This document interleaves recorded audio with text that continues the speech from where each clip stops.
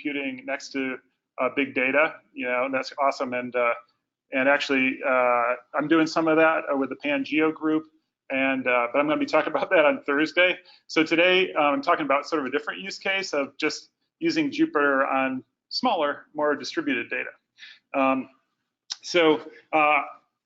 doing this work with Felipe Fernandez from the Integrated Ocean Observing System, and he and I have, I'm actually kind of working for, I'm USGS, but in this talk and in actual real life, I'm doing a lot of work with the Integrated Ocean Observing System. So if you don't know what that is, actually, I'm sure you know what USGS is, but Integrated Ocean Observing System is 11 different regional associations, 17 federal partners. They're all doing lots of observations with different kinds of sensors, running bunches of different models, and they're all providing that data. And so I use this trying to figure out how do we make some sense out of that? How do we create tools that enable interoperability when you have that kind of heterogeneity? So basically, we're looking a little bit. So if you want, in the sense that if you want to play in IUSE, if you want to be a data provider, you've got to provide web services, and you've got to provide web services that are sort of IUSE blessed. And those include OpenDAP for grid data with CF conventions, SOS for sensor data, WMS for image data, and for catalog services, CSW. And now, and ERDAP has been really popular in this community. And so ERDAP RESTful services, which do also search and deliver a RESTful API for data, are also being used. So today, actually, I'm just going to show you a few notebooks that we're using that have been, and all these notebooks are out on GitHub in an organization called Reproducible Notebooks. There's our little reproducible mascot up there. And so you can go and click on these and run them yourself. Actually, you can download them yourselves, or in theory, you can run them on Binder. And so actually, I'm going to try to, actually, Sean, how do I hop out of here and hit the, just escape out, hopefully. And while I'm giving some of the, let's see, so, yeah, I got it open in Chrome. So, okay, so actually I'm gonna go to, so yeah, okay, so this is Reproducible Notebooks here. And if we go down, say, to one of these, like, I wanna show this one. So Tri-Mesh Data Shader, if I open that up, you'll see the notebook here, and you see an environment file. If we take a look at that environment file, that lists all the dependencies that you need to run this notebook. So it tells you what channels you need from Conda, and it lists all the packages, okay? So that's enough to actually have this launch on Binder, again, in theory, depending on the internet and if Binder is stable enough. So I'm going to go down here and click Launch Binder, and then I'm going to wait for a while and go back to talking while this thing hopefully launches. And I'm going to open up one more tab, do it again. Let's see here. So back here, and I'm going to open up one more. I'm going to go down here to Time Series Explorer. Bob Simons, I don't think is in the room. Too bad. And oops. Operator error. Okay, so I'm going to go down and I'm going to launch this one in something called appmode, which you'll see in a second. Okay, so hopefully I can go back to my talk. Let's see. Oh, Sean. Help me, Sean. All right. So while those are hopefully loading, I'm going to show you, I'm just going to walk you through a screenshotted notebook that we're using for, that shows you how we're using some of these services. So this is a coastal wave height assessment notebook. This was, there's a little paper up there that we wrote of using these catalog services that I'm going to show you for accessing water temperature data. You give it a space and time range, and you say what you want, some water temperature, and it gives you back a bunch, it searches for that in a catalog. So we hijacked that catalog and just turned it into a wave height catalog, or a wave height notebook. So the user just comes in and they specify a bounding box, a time range bounding box, what kind of CF names they're looking for. So this is the standard name list that we're using, the CF names. And then at the bottom, what catalogs we want to hit. So we can hit multiple CSW endpoints, and then we can say what units we want this in, because we have a units library. And so then I just wanted to, that looks kind of complicated, but it's actually, I wanted to put that up there because CSW has really powerful search capabilities. So we are saying in this, I don't know, I don't know if I want to point it out because I'm probably going to click something, but in here, we're saying we're going to search for any of these standard names, any of these CF names. So we got a long list. We're going to say or any of those. And then we're going to say not this property here, anything that contains grid 2. And then down here is our bound. I knew it. Let's see here. Okay, so I'm not going to click anymore. But if we at the bottom there's a filter list, and you can say and bounding box and beginning, ending, or filter, not filter. You can string up really complex query. Okay, so then the query goes off, and it hits our catalog, those catalog services. It finds all the metadata records from all these different providers that have been harvested into these different catalogs.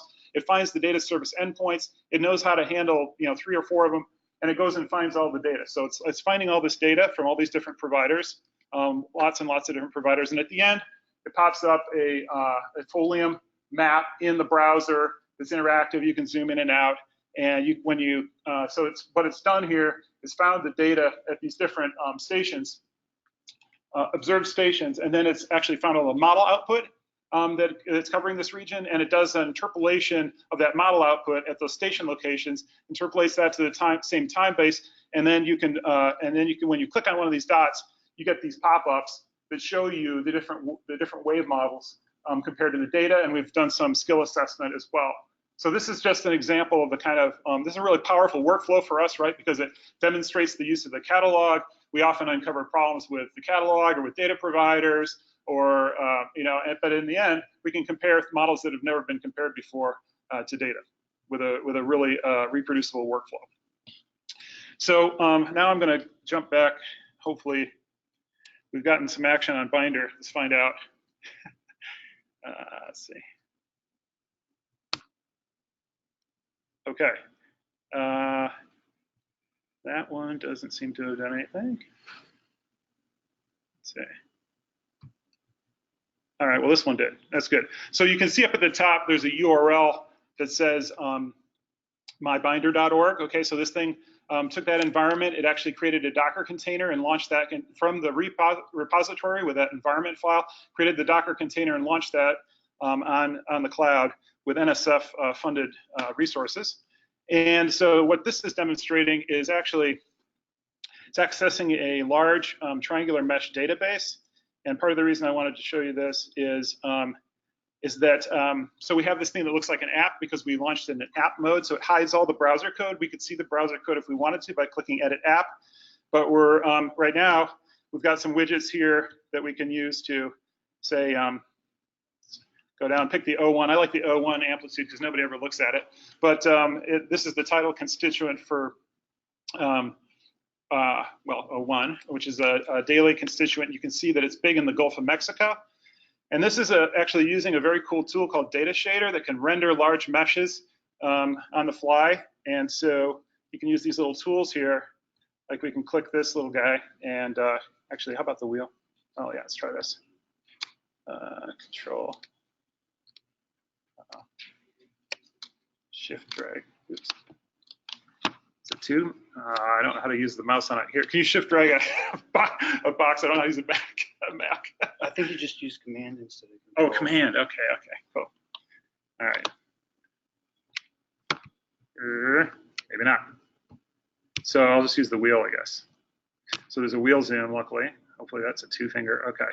So as I zoom in here, you'll see it actually improving the resolution and changing the view, which is pretty cool. Ooh, okay, no. Oh, now I'm way in. Okay. But you can see Data Shader is actually, picking these up on the fly and re-rendering, which is pretty awesome. We couldn't even, some of these grids we couldn't even render before Data Shader came along. So let's see. So the last one is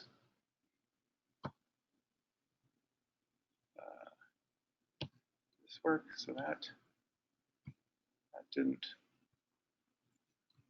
work. Okay, so if John left me any resources, I'm going to actually switch over instead of running on a binder. Sometimes binder doesn't work, or with this internet, who knows? So I'm switching over to actually use the same cluster that John just talked about, but we've got another Jupyter hub running there called pangeo.esipfed.org, and so I'm going to try running this this notebook there.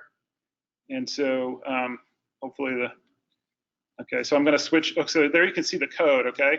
So I'm going to switch over, and you can see, actually, I should show this, so I'm actually using widgets here too. I'm using IPy leaflet, which is doing the mapping, and I'm using BQ plot for a time series, and I'm just using regular IPy widgets for the little click buttons. And so let's go to app mode.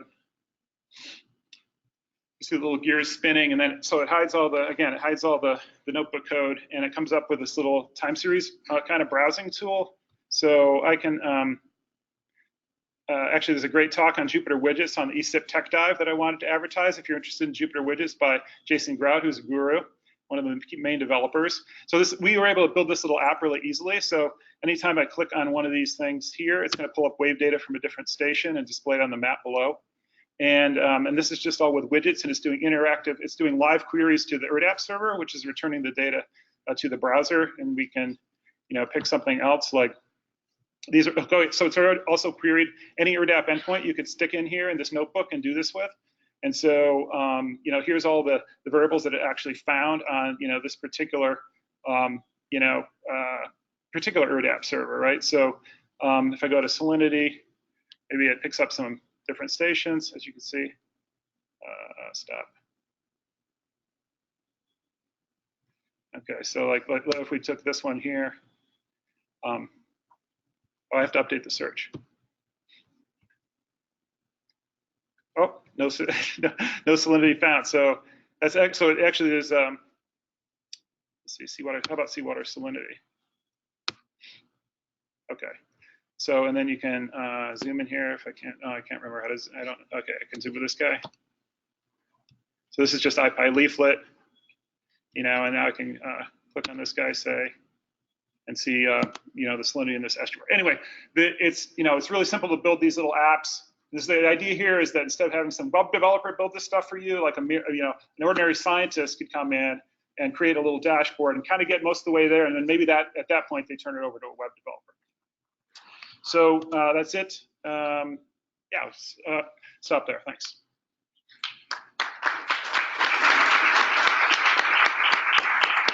Thanks, Rich, for sharing some more that you can do with some other types of Jupyter hubs.